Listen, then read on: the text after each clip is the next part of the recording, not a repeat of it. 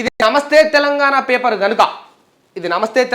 కనుక హెడ్లైన్స్ ఏమైందంటే తెలంగాణకు ఫేవర్గా ఆబ్వియస్లీ బీజేపీని అపోజ్ చేస్తూ మన గోదావరిని మోదీ ఎత్తుకపోతాడట అనే ఒక హెడ్లైన్స్ అయితే ఇక్కడ చూస్తూ ఉన్నాం. B6 చూద్దాం. రేవంత్ రెడ్డి గారు నిన్న B6కు ఇంటర్వ్యూ ఇచ్చిండ్రు. B6 వెలుగుకు ఇక్కడ ఎట్లా అంటే రేవంత్ రెడ్డికి ఒక హైప్ ఇస్తూ ఈ పిల్లగాడు మంచి చేసిండని అనుకుంటే చాలు, అదే నా ఆశయం, అదే నా తపన, తెలంగాణకే నా జీవితం అంకితం అని చెప్పేసి రేవంత్ రెడ్డికి కొంత హైప్ ఇస్తూ ఇక్కడ వార్త చూసినాం. సాక్షి చూద్దాం ఒకసారి. బీఆర్ఎస్తోనే రక్ష. కొంచెం ఎవరు అవునన్నా కాదన్నా కూడా కేసీఆర్ గారికి, వైఎస్ జగన్మోహన్ రెడ్డి గారికి సత్సంబాలు మంచిగా ఉంటాయి. సో వీళ్ళు ఆబ్వియస్లీ బీఆర్ఎస్కు ఫేవర్గానే రాసిండ్రు. ఇక చూద్దాం కేసీఆర్కు, రాధాకృష్ణకు ఇక అది పాము ముంగిస లెక్కనే ఉంటుంది లోపల. ఇక బయటికి కొంత కపట ప్రేమ చూపించుకుంటారు ఎన్నో ఒక కానీ ఎవరు అవునన్నా కాదన్నా కూడా. ఎందుకంటే ఆయన చంద్రబాబు మనిషి కనుక, కేసీఆర్కు చంద్రబాబుకు అసలు పడదు కనుక. ఇక చూద్దాం. మోదీ ఉద్యోగాన్ని ఊడగొట్టాలే రేవంత్ రెడ్డికి మళ్ళీ హైప్ ఇస్తూ. ఆంధ్రజ్యోతిలా రేవంత్ రెడ్డికి హైప్ ఇస్తూ ఉన్నది. V6ల రేవంత్ రెడ్డికి హైప్ ఇస్తూ ఉన్నది. సాక్షిల కేసీఆర్కు హైప్ ఇస్తూ, నమస్తే తెలంగాణ కేసీఆర్కు హైప్ ఇస్తూ ఈ విధంగా వార్తలు అయితే వీళ్ళు ప్రతిరోజు ఇస్తూ ఉంటారు. ఈ మన ప్రయత్నం ఏంటంటే వీళ్ళు ఏ విధంగా వార్త ఇచ్చినా కూడా, వీళ్ళు ఎవరికి హైప్ ఇచ్చినా, ఎవరిని డౌన్ చేసినా, ఎవరిని వీళ్ళ వార్తలతో క్రిటిసైజ్ చేసినా కూడా ఆ వార్తల్లో వాస్తవాన్ని వెలికి తీసి మీకు తెలియజేయడమే ఇక్కడ మా డ్యూటీ. సరే చూద్దాం ఒకసారి ఈ వార్తలు మరి ఈరోజు ఎట్లా ఉన్నాయి వార్తలను ఒకసారి చూసే ప్రయత్నం అయితే చేద్దాం. ఆ పోలీస్ అభ్యర్థులు అన్ఫిట్, కళ్ళతో చూసి పనికిరారని రాసిచ్చిన వైద్యులు, రీచెకప్కు కొందరిని అనుమతించని బోర్డు, కొన్ని జిల్లాల వారీగా 3వ చెకప్కు అనుమతి, సీఎం సొంత జిల్లాలోనే ఎక్కువ మందికి నష్టం, కానిస్టేబుల్గా ఎంపికైన తీరని నిరాశ. కానిస్టేబుల్గా ఎంపికైన వాళ్ళకట అన్ఫిట్ అని చెప్పేసి వైద్యులు కేవలం కళ్ళతోటి చూసేసి అన్ఫిట్ అని చెప్పేసి రాసిరట. అంటే పూర్తి స్థాయిలో వైద్య పరీక్షలు చేయకుండానే సీఎం సొంత జిల్లాల్లోనే ఎక్కువ మందికి నష్టం జరిగిందట. ఇక చూడు ఈడ ఒకటి ఫైల్ చూద్దాం. మిర్యాలగూడలో కేసీఆర్ గారిని అభిమానులు ఈ విధంగా చేతులు ఎత్తి దండాలు పెడతా ఉన్నారు. నాగర్ కర్నూలులో ఇట్లా ఉంది. జనగామలో ఈ అమ్మాయి ప్రశ్నిస్తూ ఉన్నది ఒకసారి చూద్దాం. జనగామ మార్కెట్లో ఓ మహిళా రైతును యూట్యూబ్ విలేకరి పలికరించాడు. వడ్ల కొనుగోళ్ల కోసం ఎదురు చూసినా విసిగిపోయినా ఆమె ఒక్కసారిగా విరుచుకుపడింది. కాంగ్రెస్ పాలనపై సగటు రైతు ఆవేదనను కడుపు మండిన భాషల్లో వెళ్ళగక్కింది.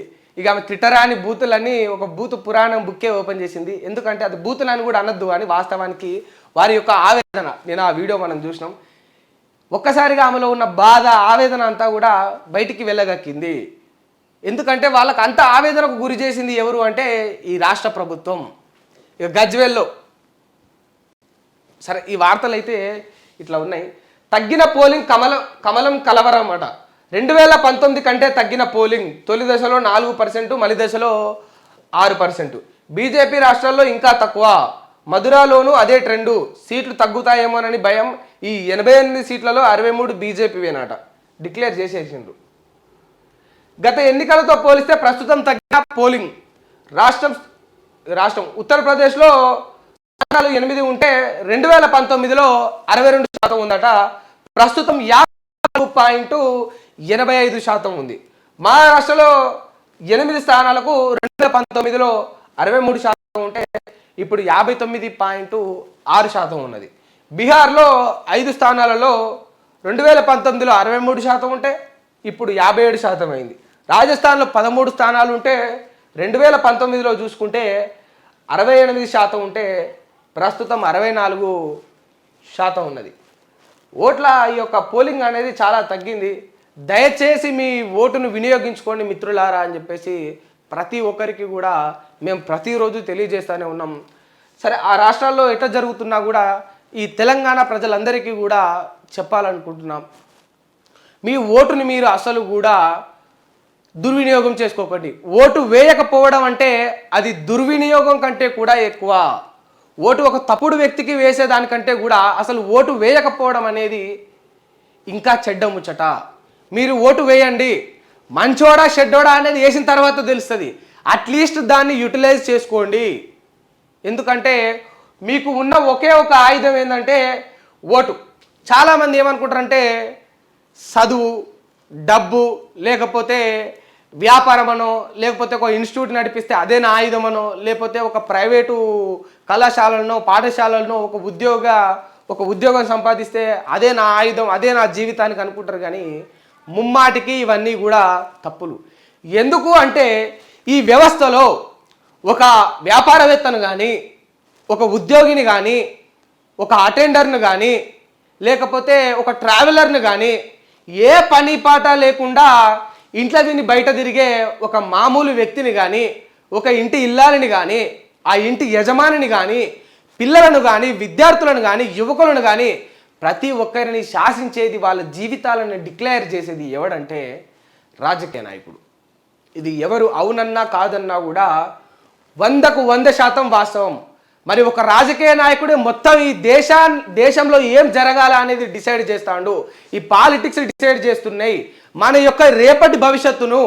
రేపు మనం ఎటువంటి వైద్యం అందుకోవాలో, రేపు మనం ఏ పాఠశాలలో చదవాలో, రేపు మనం ఏ కాలేజీలో చేరాలో, మనం రాసే ఎగ్జామ్కి ఎన్ని మార్కులు రావాలో, ఆ పేపర్ లీక్ కావాలా వద్దా, దాన్ని అమ్ముడు పోవద్దా, మనకు ఉద్యోగాలు రావాలా, నోటిఫికేషన్లు రిలీజ్ చేయాలా వద్దా, ఇట్లా మన జీవితంలో జరిగే ప్రతి ఒక్క కార్యాచరణను డిసైడ్ చేసేది ఎవరంటే గవర్నమెంట్ అంటే పొలిటీషియన్స్. అట్లా రాజకీయ నాయకులే మన యొక్క భవిష్యత్తును డిసైడ్ చేస్తున్నారు. కనుక నీ ఆయుధం నువ్వు చేసే వృత్తి కాదు, గుర్తుపెట్టుకో. నీ వృత్తి కేవలం నీకు తాత్కాలికంగా నిన్ను ముందుకు నడిపించే ఒక బుక్కెడు బువ్వ అని భావించు.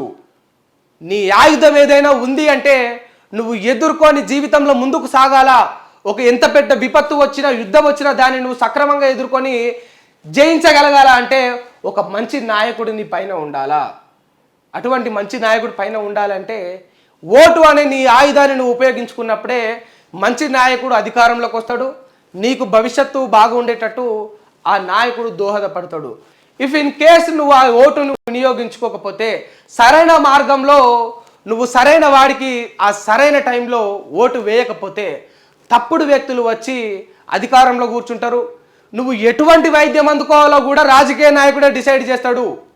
నిమ్స్లో కానీ, ప్రభుత్వ హాస్పిటల్లో కానీ, ఏరియా హాస్పిటల్లో కానీ, చిన్న గవర్నమెంట్ కేంద్రాలు ఏ ఉన్నా కూడా నువ్వు ఎటువంటి వైద్యం అందుకోవాలి, నీకు జ్వరం వచ్చినా, కాళ్ళ నొప్పులు వచ్చినా, కీళ్ళ నొప్పులు వచ్చినా, మెడ నొప్పులు వచ్చినా, కిడ్నీలు ఖరాబ్ అయినా కూడా నువ్వు ప్రభుత్వ హాస్పిటల్కి పోతే ఏ మందులు వేసుకోవాలనేది కూడా అది గవర్నమెంటే డిసైడ్ చేస్తుంది. గుర్తుపెట్టుకో. వాడు రిలీజ్ చేసే బడ్జెట్ ప్రకారమే అక్కడ మందులు తయారవుతాయి. ఆ బడ్జెట్ ప్రకారమే నాణ్యమైన మందులు వస్తాయి.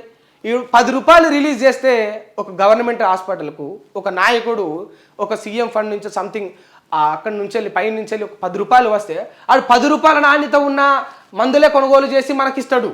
అదే నువ్వు 100 రూపాయలు రిలీజ్ చేసిండనుకో, 100 రూపాయల నాణ్యత గల మందులు అనేది మనం వేసుకోవడం జరుగుతుంది. మరి ఒక పేదవాడి, ఒక మామూలు వ్యక్తి ఆరోగ్య పరిస్థితి గురించి క్షుణ్ణంగా ఆలోచించి నాణ్యమైన వైద్యం అందాలని చెప్పేసి ఎవరు భావిస్తారంటే మంచి వ్యక్తులు, ఎటువంటి స్వార్థం లేని స్వార్థపూరిత రాజకీయాలు చేయని నాయకులు మాత్రమే ఆలోచిస్తారు. అటువంటి నాయకులను ఎన్నుకోవాల్సిన బాధ్యత ముమ్మాటికి మనందరిపైన ఉంటుంది. దయచేసి మీ ఓటును మీరు వినియోగించుకోండి. కేవలం ఒక వైద్యమే కాదు, విద్య కూడా.